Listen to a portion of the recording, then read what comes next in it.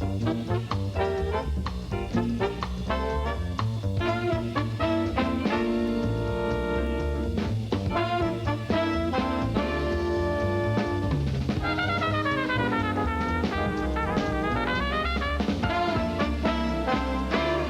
know, I don't want you to think of this as a television show. I want you to think of this as a sexual encounter.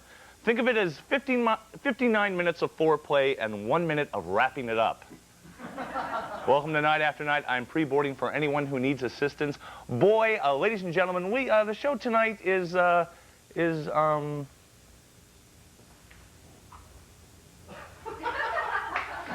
we got a great show for you tonight, ladies and gentlemen. We got a really terrific show for you. We have, well, I'll tell you about the guests in a minute. I think I just did. If you're just coming in now with a cup of Java, relax, sit down in your easy chair. We have an audience of one all the way from Los Angeles, California. Please welcome Christopher Kalanicky. Oh, yeah. Nice hair. Oh, yeah. Oh, Chris, how you doing? Pretty good. How are you? Chris, you have green hair. What? You have green hair. Are you kidding me? No. Do not adjust your sets at home. When did you dye your hair green? It was about a month ago. Yeah? I was like, I was watching a show and I heard the showbiz music and I just like, I don't know, something got into me so I went and did it. No, I was just, a friend of mine. This kid came to play. That's what I love. This guy came with his own comedy. No, no, I don't know. I just like, I was walking through a store and I stopped behind the counter. And I just asked the lady, is that really green hair dye? She said, yeah, that's really green hair dye. So I said, give it to me, I'll just do it. And so I went and did it. That's what I like, Youth from America Day. Now, Chris, something I want to ask you,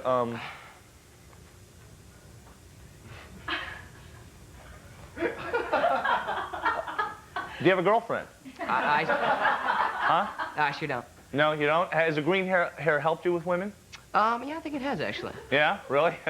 It separates the wheat from the chaff. I mean, the squeamish ones run away, and the ones who sit there fascinated are the psychos that you want to take home, right? It's what, yeah, it's like, I mean, like this. I mean, when I meet a girl, I know there's like nothing else I can do that'll scare them, you know. Well, there are a few things, and I'll tell you about that a little later on. You're 19 years old? Yeah. And are you in school? You work? What do you do? Yeah, I go to USC. USC? What are you majoring in? Cinema there. Cinema? Yeah. And being in LA, there's a lot of those multiplex cinemas, so you're in heaven.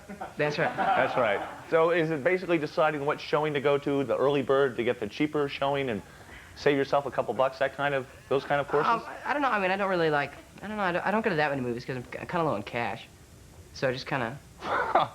Okay, well, we'll give you some cash then, Chris. Oh, man. You know, I went to see Sinatra last night, Frank Sinatra. Oh, really? Yeah. Now, you like Sinatra? Yeah, it's kind of nice. It's kind of nice, yeah. Well, I mean, I went last night at Radio City, and I had a good time, but it reminded me of a weekend I had when I was a kid. The first time, I went to a carnival when I was 12 years old, and I went with Linda, this girl, and it was my first date. Chris, remember your first date? Yeah, oh yeah. Yeah, it probably involved, you know, mohawks and, you know, axes and stuff like that. But mine, I was like 12 years old. I went to the carnival with Linda, and then we went on a couple rides, and I threw up, which really turned her off for some reason. I said I had to go to the bathroom, and she waited outside the men's room, but I was trying to vomit silently. It didn't work. And I came out, and she goes, I got to go. And I guess I had that, you know, and it was very embarrassing. So I kind of went around the carnival by myself and played some of the games. And this one thing, I got 3 baskets in, and I'd never won anything in the carnival. And the guy, some Italian guy, said, hey, what do you want? You want the stuffed dog? You can have anything you want. I said, well, if Linda would still have been around, I would have given it to her. But it's post-vomit time. No, I don't want that. And I looked around, and I said, I'll take the Sinatra album. There was this album that said, this is Sinatra. It was he's fascinated. And no, I mean, that's a good prize compared to the other stuff. Yeah, I mean, the other stuff, but, you know, to 12, and the guy said, no, you don't want the Sinatra album. I said, no, you said I could have anything I want. I want the Sinatra album, and I took it home that night and I played it. It was a great album. It had some great songs.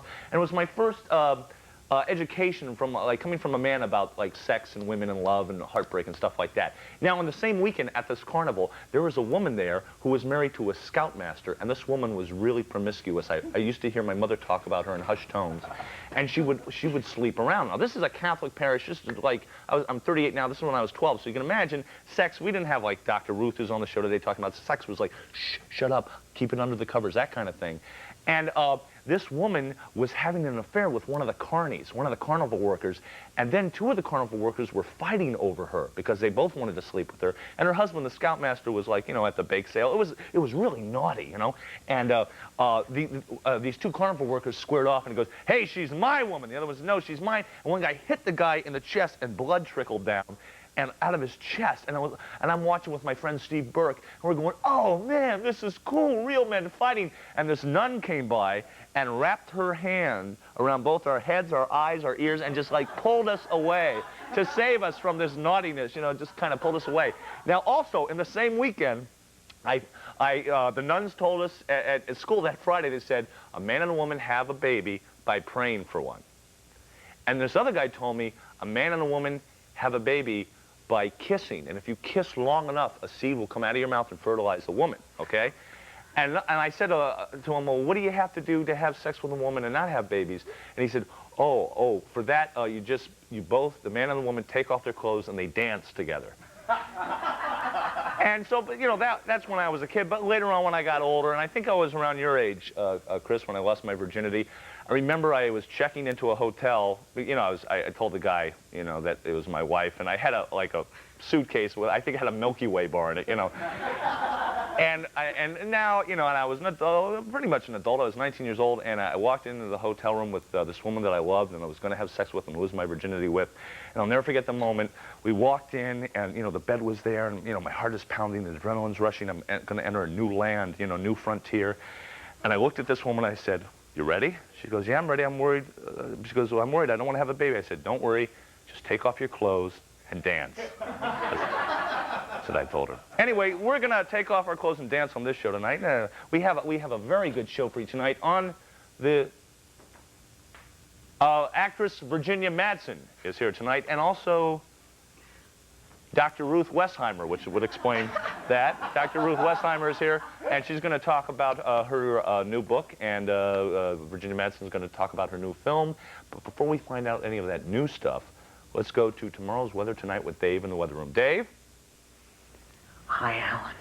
Sometimes I get bored with the smell of shaving cream, so I use Ready Whip instead. Once I even used mashed potatoes. Back to you, Allan. Chris, you have green hair. I bet you like Dave the Weatherman, don't you? Yeah, I love that guy. He's great. Okay, Chris Kowaneke, who in the questionnaire says he watches the show alone at home in the nude. Is that true? Sometimes. Sometimes? Your mom's here, Miss Kowaneke. Did you know that? Did your husband watches the show in the nude? Well, it is true, but I make him close his door. Okay, make him close his door. That's a good mom. That's a very good mom. Okay.